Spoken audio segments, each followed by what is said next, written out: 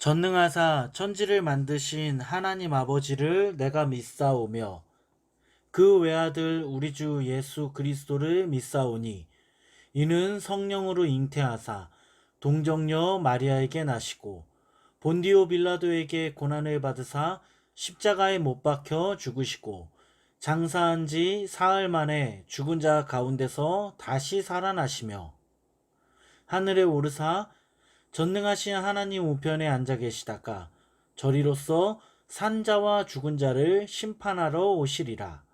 성령을 믿사오며 거룩한 공회와 성도가 서로 교통하는 것과 죄를 사하여 주시는 것과 몸이 다시 사는 것과 영원히 사는 것을 믿사옵나이다. 아멘.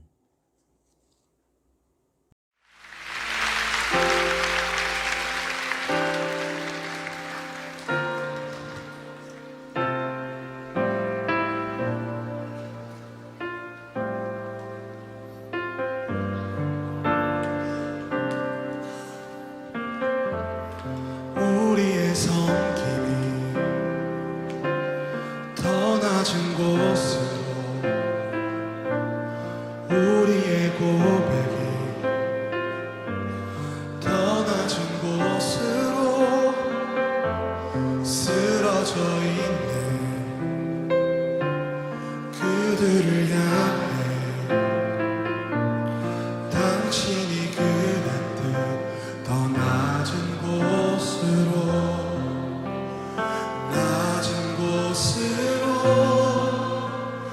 우리 초대하네. 함께 가자고 말씀하시네. 우리도 예수 그 길을 따라 함께 가길 원하네.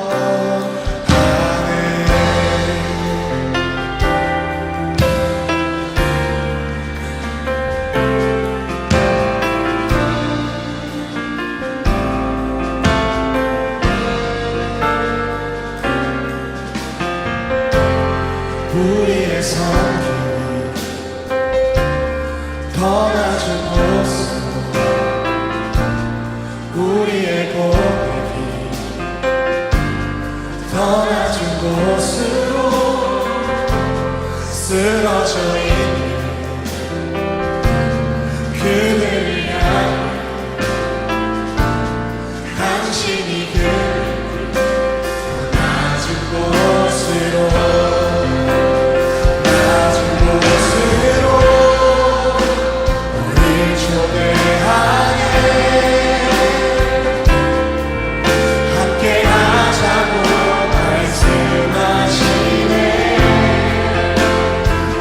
우리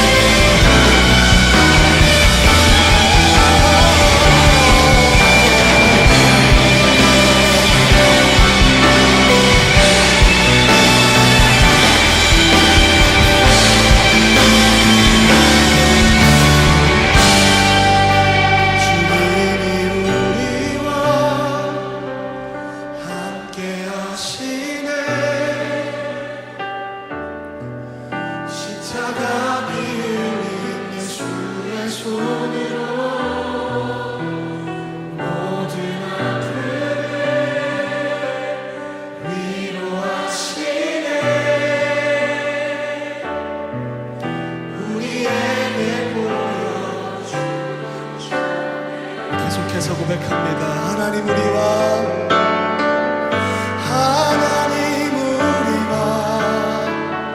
영원히 함께 하시네. 꿈 없는 우리에게 그 나라 보여주시네. 연약한 자들의 친구가 되어주시고 힘없는 우리의 인생을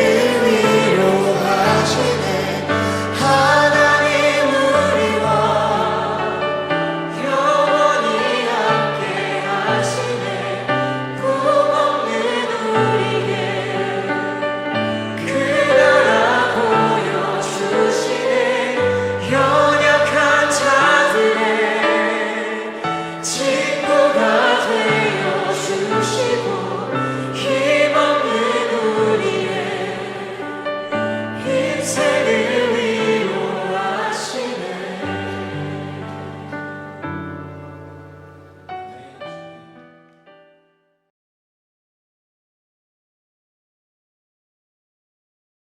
예수께서 이 12를 내보내시며 명하여 이르시되 이방인의 길로도 가지 말고 사마리아인의 고을에도 들어가지 말고 오히려 이스라엘 집에 잃어버린 양에게로 가라.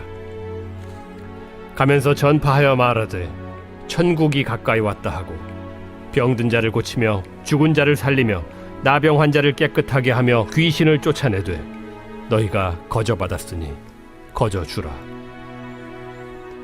너희 전대에 금이나 은이나 동을 가지지 말고 여행을 위하여 배낭이나 두벌옷이나 신이나 지팡이를 가지지 말라. 이는 일꾼이 자기의 먹을 것 받는 것이 마땅함이라. 어떤 성이나 마을에 들어가든지 그 중에 합당한 자를 찾아내어 너희가 떠나기까지 거기서 머물러. 또 그 집에 들어가면서 평안하기를 빌라. 그 집이 이에 합당하면 너희 빈 평안이 거기 임할 것이요 만일 합당하지 아니하면 그 평안이 너희에게 돌아올 것이니라. 누구든지 너희를 영접하지도 아니하고 너희 말을 듣지도 아니하거든 그 집이나 성에서 나가 너희 발에 먼지를 떨어버리라. 내가 진실로 너희에게 이르노니 심판날에 소돔과 고모라 땅이 그 성보다 견디기 쉬우리라. 지난주 말씀을 살펴보면 예수님은 제자들을 부르셨습니다. 예수님은 제자들을 부르시고 그들에게 어떤 일을 해야 하는지 알려주시고 제자들을 파송하셨습니다. 예수님은 제자를 세우시면서 그들을 그냥 파송하신 것이 아니라 그들에게 능력을 주셨습니다. 제자들은 이 능력을 가지고 예수님의 부르심에 따라 제자의 삶을 살아야만 했습니다. 이것이 지난주 말씀의 내용입니다. 오늘 말씀을 살펴보면 예수님은 제자들을 세상으로 파송하시면서 그들이 지켜야 할 3가지를 알려주셨습니다. 오늘은 예수님의 제자들이 지켜야 할 이 3가지 지침이 무엇인지를 말씀을 통해 같이 한번 살펴보겠습니다. 먼저 첫째, 예수님은 이스라엘의 잃어버린 양들에게 가라고 하셨습니다. 오늘 말씀 5절을 보면 예수님은 제자들을 파송하시면서 말씀하셨습니다. 너희는 이방인의 길로도 가지 말고 사마리아인의 고을에도 들어가지 말라. 예수님은 이방인에게 가지 말고 사마리아에 가지 말라고 말씀하셨습니다. 오직 이스라엘 집에 잃어버린 양들에게만 가라고 하십니다. 우리는 여기서 예수님의 명령을 오해하지 말아야 합니다. 예수님이 이방인에게 가지 말고 사마리아에 가지 말고 이스라엘의 집에 잃어버린 양들에게 가라고 말씀하신 이유는 우리가 지난번 살펴본 말씀과 같이 이스라엘 사람들은 목자 없는 양과 같이 고통 속에 살고 있었기 때문입니다. 예수님은 이렇게 제자들을 고통 속에 빠져 있는 사람들에게 보내셨습니다. 예수님은 잘 먹고 잘 사는 사람에게 제자들을 파송하지 않으셨습니다. 하루하루 고통 속에서 살아가는 사람들, 정말로 목자가 필요한 사람들에게 예수님은 자신의 제자들을 보내서 그들에게 하나님 나라의 복음을 증거하게 하셨습니다. 그러므로 여러분, 이 말씀은 우리에게도 동일하게 적용이 됩니다. 여러분, 우리는 누구에게 가서 하나님의 말씀을 전해야 합니까? 우리는 누구에게 가서 하나님 나라의 영원한 생명을 증거해야 합니까? 우리는 길을 잃어버린 어려움을 당하는 사람들에게 가서 하나님의 말씀을 증거해야 합니다. 목자 없는 양과 같이 보호받지 못하고 하루하루를 힘들게 살아가고 있는 사람들에게 하나님의 말씀, 하나님의 나라가 가까이 왔음을 그들에게 증거해야 합니다. 사랑하는 여러분, 내 주위에 목자 없는 양과 같이 어려움을 당하는 사람들이 누구인지 한번 생각해 봤으면 합니다. 그리고 그들에게 가서 하나님 나라의 말씀을 증거하시기 바랍니다. 예수님은 오늘 제자로 부름받은 우리에게 목자 없는 양과 같은 사람들에게 가서 말씀을 증거하라고 명령하십니다. 이 말씀과 같이 고통당하는 사람들에게 하나님의 말씀, 하나님의 생명, 하나님의 나라를 전해줄 수 있는 저와 여러분 되기를 간절히 소망합니다. 둘째는 예수님은 모든 것을 채워주시는 하나님을 의지하라고 말씀하십니다. 먼저 예수님은 제자들에게 천국이 가까이 왔다는 것을 전하라고 합니다. 그리고 병든 자를 고치며 죽은 자를 살리라고 하는데, 여기서 말하는 죽은 자는 영적으로 죽은 자를 살리는 것을 뜻합니다. 예수님은 귀신을 또한 쫓아내라고 말씀하셨습니다. 예수님은 너희가 거저 받았으니 거저 주라고 하는데, 이게 무슨 말이냐면 대가를 바라고 복음을 증거하는 것이 아니라 복음을 증거할 때 대가를 바라지 말라는 것입니다.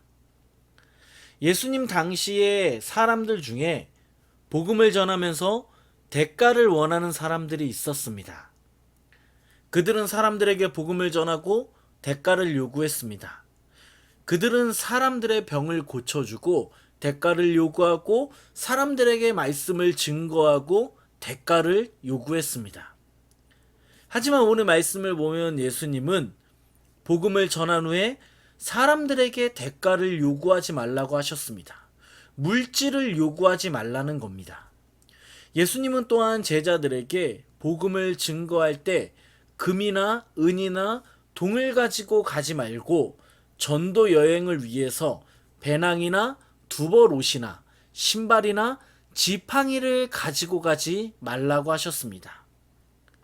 여기서 예수님이 말씀하시는 두벌옷은 우리가 생각하는 평상시에 입는 그 옷이 아니라 야외에서 밤을 보내야 하는 경우 신체의 보온을 위해서 필요한 옷을 말합니다.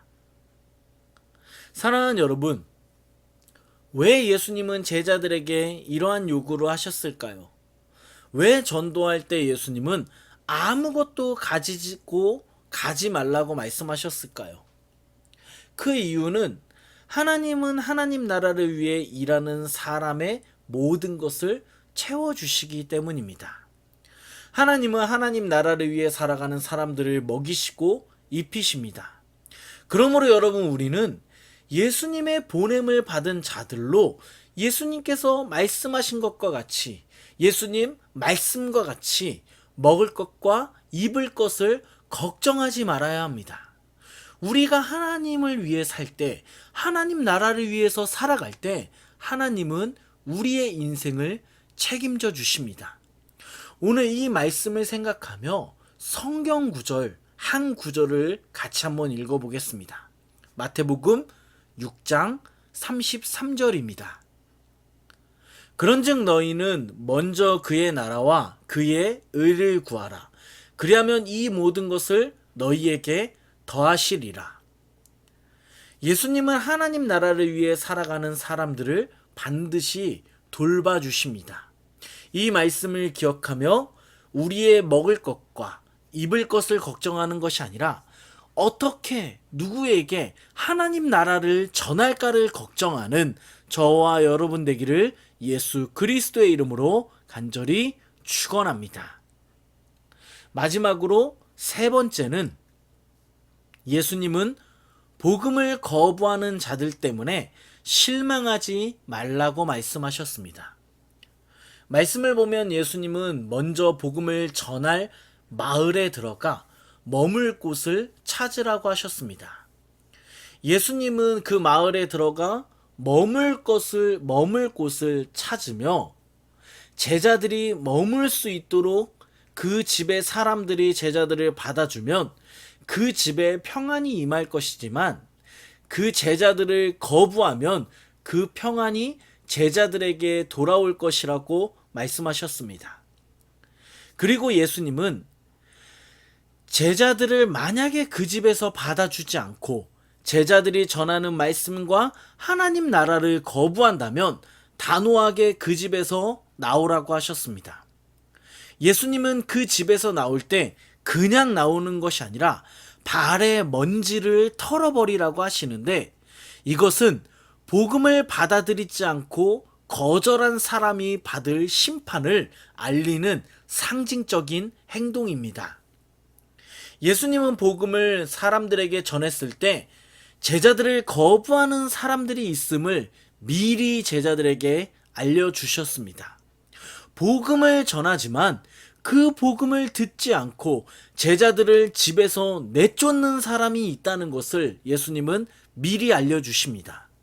그러므로 여러분, 우리가 복음을 전할 때 모두가 우리가 전하는 복음을 받아들이지 않습니다. 어떤 사람은 복음을 받아들이지만 어떤 사람은 복음을 받아들이지 못합니다. 우리는 복음을 거부하는 사람들 때문에 또한 실망할 필요가 없습니다. 왜냐하면 우리의 사명은 복음을 전하는 것이기 때문입니다. 바른 복음을 전하는 것이 우리가 해야 할 일이고 나머지 결과는 주님께 맡겨야 합니다. 이것을 기억하며 올바르게 하나님의 복음을 전할 수 있는 저와 여러분 되기를 간절히 소망합니다. 말씀을 정리하려고 합니다. 오늘 예수님은 제자들을 파송하시면서 제자들이 지켜야 할 세 가지 명령을 하셨습니다. 첫째, 이스라엘의 잃어버린 양들에게만 가라고 하셨습니다. 둘째, 모든 것을 채워주시는 하나님을 의지하라고 하셨습니다. 마지막 셋째, 복음을 거부하는 자들 때문에 실망하지 말라고 하셨습니다. 이 말씀을 기억하며 이번 한 주도 예수님의 제자로 이 땅을 살아가는 저와 여러분 되기를 예수 그리스도의 이름으로 간절히 축원합니다.